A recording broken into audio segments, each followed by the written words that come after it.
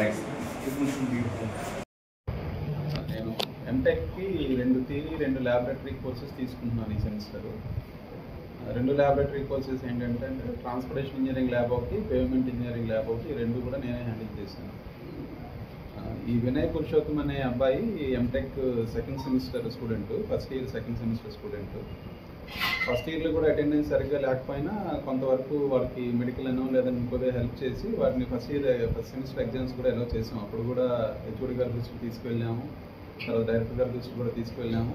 వాళ్ళ పర్మిషన్తో first semester ఎగ్జామ్స్కి allow చేసాము. ఈ రోజు నుంచి 2 రోజుల పాటు సెకండ్ సెమిస్టర్ ల్యాబొరేటరీ ఎగ్జామ్స్ జరుగుతున్నాయండి. నా ల్యాబ్స్ అవడం వల్ల నేనే కండక్ట్ చేస్తున్నాను ఎగ్జామ్స్ కూడా. ఈ క్లాస్లో 14 మంది స్టూడెంట్స్ ఉంటారండి. ఈ 14 మంది స్టూడెంట్స్లో 3 అమ్మాయిలు, మిగతా 11 మంది అబ్బాయిలు. సో నేను హాల్లోకి వచ్చేసరికి 14 మంది ఉన్నారు.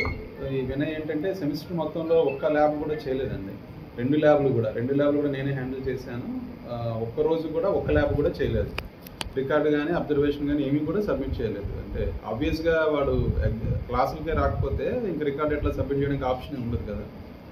సో వాడు ఈరోజు ఎగ్జామ్ హాల్లో వచ్చేసరికి నువ్వు సెమిస్టర్ మొత్తం రాలేదు కదా, ఎగ్జామ్ నేను నీకు కండక్ట్ చేయలేను, హెచ్ఓడి గారి దగ్గరికి పర్మిషన్ తెచ్చుకో అని చెప్పి హెచ్ఓడి గారి దగ్గరికి పంపించాను.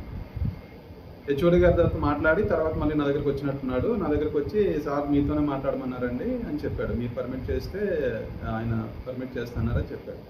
నేను హెచ్ఓడి గారికి తన ముందే స్టూడెంట్ ముందే ఆన్లైన్ హాల్లోనే ఉన్నాను, మిగతా పిల్లలంతా ఎగ్జామ్ స్టార్ట్ అయింది రాస్తున్నారు వాళ్ళు. నేను స్పీకర్లో పెట్టి హెచ్ఓడి గారితో మాట్లాడాను తన ముందే. హెచ్ఓడి గారు నాతో ఏం చెప్పారంటే నేను అట్లా ఏం పర్మిషన్ ఏమి ఇవ్వలేదు వాడికి అని చెప్పారు. వాడు స్పీకర్లో అది కూడా విన్నాడు.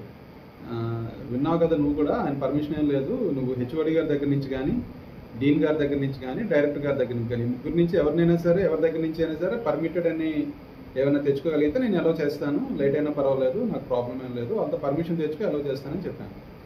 వాడు వెళ్ళకుంటే ఇంక అక్కడే హాల్లోనే కూర్చున్నాడు. ఒక పక్క ఎగ్జామ్ జరుగుతుంది, నువ్వు హాల్లో ఉండొద్దు, నువ్వు వెళ్ళి పర్మిషన్ తెచ్చుకో అని చెప్పాను.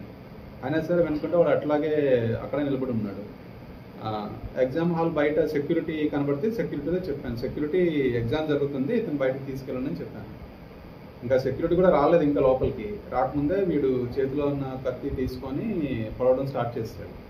నేను ఎంత తప్పించుకుందామన్నా గట్టిగా పట్టుకొని పొడవడం స్టార్ట్ చేశాడు. చాలా చోట్ల దెబ్బలు తగిలినాయి నాకు. చేతి దగ్గర కట్ అయింది, తర్వాత వీపు మీద కూడా చాలా కట్ అయింది, కంటి మీద కట్ అయింది. ఈ లోపు ఎగ్జామ్ రాస్తున్న మగపిల్లలు వెంటనే వాడిని ఆపడానికి చాలా ప్రయత్నించారు. నేను కింద కూడా పడిపోయాను. కింద పడిపోయిన తర్వాత కూడా వదలలేదు వాడు. ఈ లోపు మగపిల్లలు కొంత గట్టిగా పట్టుకొని లాగి వాడిని బయటికి లాగారు. చాక్ లాంటిదేనండి, చాక్ లాంటిదే. అంటే నేను ఐటమ్ ఏంటో అంతదిగా చూడలేదు ఆ టైంకి నేను.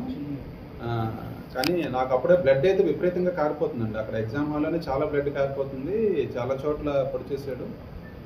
నన్ను వెంటనే మా కాలేజీ సిబ్బంది మా ట్రిపుల్ హాస్పిటల్కి తీసుకెళ్ళి అక్కడ మరి అదే తెలియదండి. అంటే మరి ప్లీజ్ తెలియదు నాకు. 2-3 సార్లు చెప్పుకున్నాను, అటెండెన్స్ లేకపోవడం వల్ల నువ్వు ఎగ్జామ్కి కూడా ఎలిజిబుల్ కావు, మినిమం 75% అటెండెన్స్ ఉండాలి నామ్స్ ప్రకారం. నీకు అసలు 0 అటెండెన్స్ ఉంది, 0 అటెండెన్స్ ఉన్నప్పుడు ఎగ్జామ్ ఎట్లా రాస్తావు, నువ్వు ఎలిజిబుల్ కాదు. ఎగ్జామ్ ముందుగా జరిగింది, బహుశా ప్రిపేర్డ్గా వచ్చాడేమో అని అనుకుంటున్నాను. యాటిట్యూడ్ క్లాస్కి రారండి, హాస్టల్లోనే ఉంటాడు.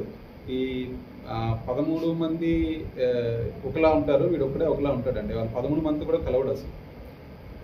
ఆ 13 మంది ఏ ఒక్కరితోనూ కూడా